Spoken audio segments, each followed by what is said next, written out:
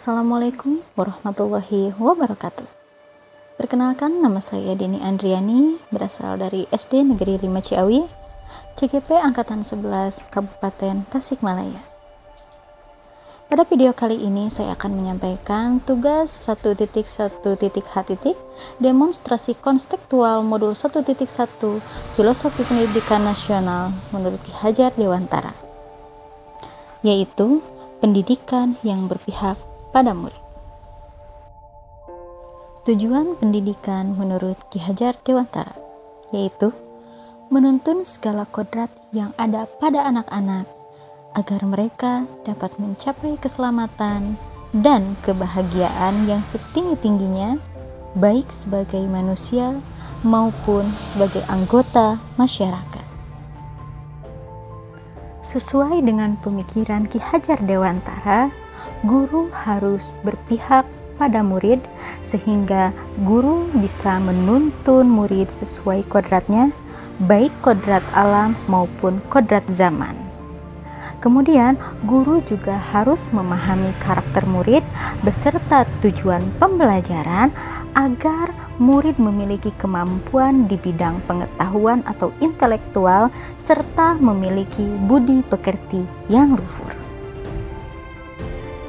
Adapun ide atau gagasan yang sesuai dengan pemikiran Ki Hajar Dewantara diantaranya: yang pertama, mendidik yang bersumber pada trilogi pendidikan, yaitu Ingar Sosung Tulodo, artinya di depan memberi contoh. Kemudian Ing Madya Mangun Karsa, artinya di tengah membangun semangat. Dan yang terakhir, Tutwuri Handayani, di belakang memberi dorongan. Yang kedua, pendidikan yang berprinsip pada asas trikon. Yang pertama, asas kontinuitas, yaitu melakukan dialog kritis tentang sejarah. Kemudian konvergensi, artinya memanusiakan manusia dan memperkuat nilai kemanusiaan. Dan yang ketiga, konsentris, menghargai keragaman dan memerdekakan pembelajar. Selanjutnya yaitu tripusat pendidikan sebagai sumber belajar, di mana yang pertama itu ada rumah, kemudian yang kedua sekolah, dan yang ketiga masyarakat. Yang keempat, pendidikan yang menuntun anak pada kodratnya. Ki Hajar Dewantara menjelaskan bahwa dasar pendidikan anak berhubungan dengan kodrat alam dan kodrat zaman. Kodrat alam itu tempat atau lingkungan di mana anak berada, sedangkan kodrat zaman itu adalah perubahan dari waktu ke waktu. Selanjutnya, pendidikan yang berpusat pada peserta didik.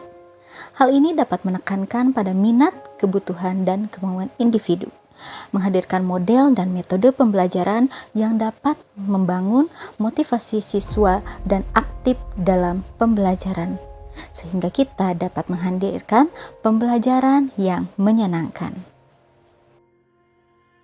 Yang keenam, pendidikan budi pekerti. Menurut Ki Hajar Dewantara, budi pekerti, watak atau karakter merupakan perpaduan antara gerak pikiran, perasaan atau kehendak dan kemauan sehingga menimbulkan tenaga. Poin yang ketujuh, mendidik diibaratkan menanam padi atau tanaman. Pandangan Ki Hajar Dewantara mengenai padi diibaratkan olehnya seperti anak atau murid dalam melaksanakan pendidikan. Ibarat petani sebagai guru yang menyebarkan benih atau bibit padi tidak bisa memaksakan tanaman padi menjadi tanaman lainnya. Kita sebagai seorang pendidik harus bisa melayani segala bentuk kebutuhan metode belajar murid yang berbeda-beda. Yang terakhir, belajar sambil bermain. Sebagai pendidik, kita harus mampu memasukkan unsur permainan dalam pembelajaran agar siswa tetap merasa senang dan tidak bosan. Selanjutnya, alasan yang kontekstual mengenai penerapan ide atau gagasan sesuai dengan pemikiran Ki Hajar Dewantara. Pemikiran Ki Hajar Dewantara tentang pendidikan yang memerdekakan murid memiliki relevansi yang kuat dengan peran kami sebagai pendidik. kita harus menjadi teladan bagi murid, memberikan semangat, serta memberikan dorongan, mengembangkan minat dan bakat murid sesuai potensinya, melaksanakan pembiasaan untuk membentuk karakter yang lebih baik, menuntun ke arah yang positif, serta melaksanakan pembelajaran yang aktif dan menyenangkan. Kemudian, hasil penerapan ide atau gagasan terkait pemikiran Ki Hajar Dewantara secara kontekstual. Murid harus diberikan pendidikan sesuai kodrat alam dan kodrat zaman. Kodrat alam berkaitan dengan isi dan irama, sedangkan kodrat zaman berkaitan dengan keterampilan abad 21. Berikut beberapa hasil penerapan ide atau gagasan terkait pemikiran Ki Hajar Dewantara di sekolah saya. Yang pertama, pelaksanaan embun pagi untuk menerapkan budaya 5S. Yang kedua, berdoa sebelum dan sesudah belajar. Yang ketiga, pembacaan surat-surat pendek dan Asmaul Husna. Yang keempat, Selasa gembira membaca. Yang kelima, pelaksanaan piket kelas.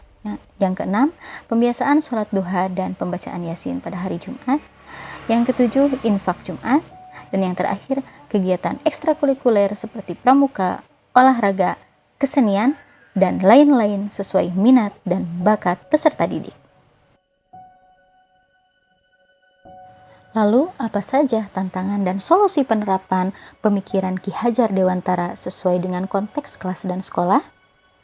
Tantangan yang pertama yaitu melaksanakan pembelajaran sesuai kodrat alam dan kodrat zaman, serta menjadi teladan yang menginspirasi dan mendorong semangat murid.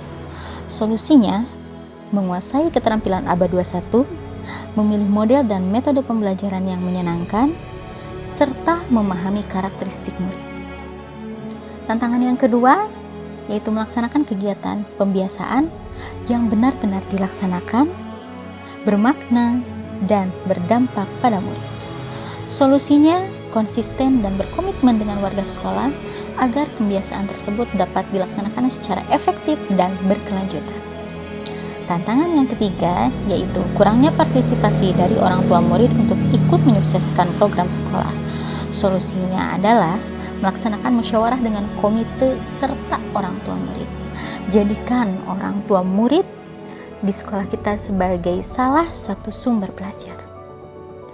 Dan tantangan yang terakhir yaitu sarana prasarana yang kurang memadai untuk mendukung kegiatan sekolah. Solusinya yaitu guru harus lebih kreatif memanfaatkan lingkungan serta bahan-bahan yang ada. Akhir kata, jadilah guru yang selalu menuntun, memberi teladan, serta melaksanakan pembelajaran yang berpihak pada murid. Terima kasih telah menyaksikan video ini. Salam dan bahagia. Wassalamualaikum warahmatullahi wabarakatuh.